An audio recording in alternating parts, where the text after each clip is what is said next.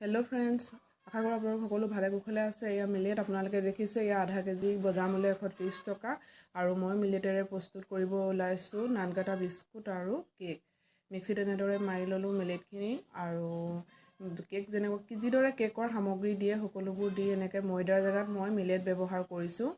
তেনেদৰে কেক প্ৰস্তুত কৰিব লৈছোঁ আৰু আজি 14 তাৰিখে হ'বলগীয়া মিটিংখনৰ বাবে মিলেটেৰে কেক বনোৱা, নান কাটা বনোৱা এনেদৰে মই গিলাচত প্ৰস্তুত কৰি ল'লোঁ। আৰু মোৰ অভেনটো বেয়া হৈছে, সেইটো কাৰণে মই কেৰাহীতে এনেদৰে নিমখ দি এনেকৈ প্ৰস্তুত কৰি ল'লোঁ। তাৰপাছত মই এয়া নান কাটাৰ বাবে মই এয়া কৰিছোঁ। নান কাটা এয়া দেখিছে আপোনালোকে। তাৰপিছত আকৌ একেদৰে তেনেকৈ নান কাটাখিনি মই হ'বলৈ দিছোঁ তাত। আৰু নান কাটা বনাওঁতে মানে ইমান দেখিবলৈ শুৱনি নহয়, অলপ কষ্ট হয় বনাওঁতে। অলপ ময়দা দিলেতো অলপ সহজ হৈ যায়। এয়া নান কাটা আৰু কেক আপোনালোকে দেখিছে কেনেকুৱা হৈছে জনাব। আৰু মোৰ ভিডিঅ'টো যদি চাই ভাল পাইছে লাইক, কমেণ্ট, শ্বেয়াৰ, ছাবস্ক্ৰাইব কৰিব। আৰু TLM-খিনি মই ঘৰতে বনাইছোঁ, কেনেকৈ বনাইছোঁ চাওঁ আহক।